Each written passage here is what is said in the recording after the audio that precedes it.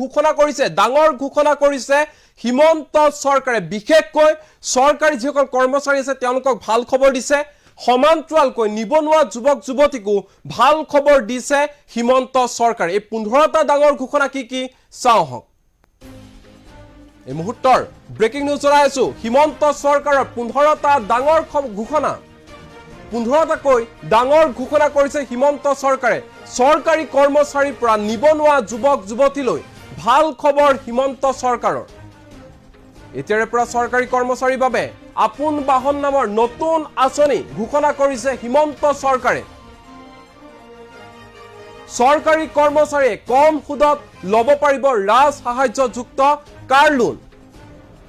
পুৰুষ কৰ্মচাৰীৰ বাবে 2% আৰু মহিলা কৰ্মচাৰীৰ বাবে 3% ৰাজ সাহায্য থাকিব আৰু পুৰুষ কৰ্মচাৰী যদিহে ইলেক্ট্ৰিক বাহন লয় তেন্তে তেতিয়া 3% ৰাজ সাহায্য লাভ কৰিব সদ্য নিযুক্তিপ্ৰাপ্ত চৰকাৰী কৰ্মচাৰীও লাভ কৰিব চৰকাৰৰ এই সুবিধা কৰিছে হিমন্ত চৰকাৰে অসমত 5টাকৈ প্ৰতিষ্ঠানে উদ্যোগ স্থাপন কৰিব চৰকাৰৰ সৈতে স্বাক্ষৰিত হ'ব বুজাবুজিৰ চুক্তি এই ঘোষণা কৰিছে হিমন্ত চৰকাৰে সমান্তৰালকৈ ইয়াৰ দ্বাৰা নিযুক্তি লাভ কৰিব প্ৰায় 4750 গৰাকী লোকে এক প্ৰকাৰ ক'ব গ'লে নিবনুৱা যিসকল যুৱক যুৱতী আছে তেওঁলোকে সংস্থাপন লাভ কৰিব ৰাজ্যৰ 21খন জিলাৰ চাহ বাগান এলেকাৰ মাটিৰ প্ৰকৃত মূল্য নিৰ্ধাৰণ কৰিব হিমন্ত চৰকাৰে ৰাজ্যৰ ইএছআই চিকিৎসকসকলেও লাভ কৰিব এনপিএফৰ সুবিধা কেবিনেটত গ্ৰহণ কৰা হৈছে এই সিদ্ধান্ত সৃষ্টি কৰা হ'ব প্ৰধান শিক্ষকৰ পদ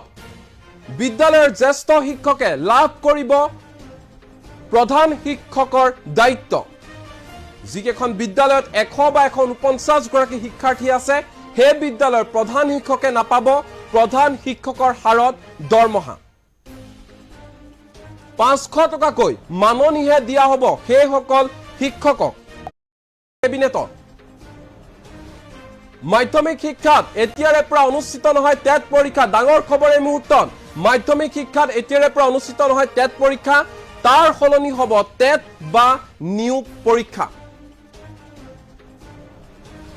যিমান সংখ্যক খালী পদ থাকিব সিমান শিক্ষকে এই পৰীক্ষাত উত্তীৰ্ণ হ'ব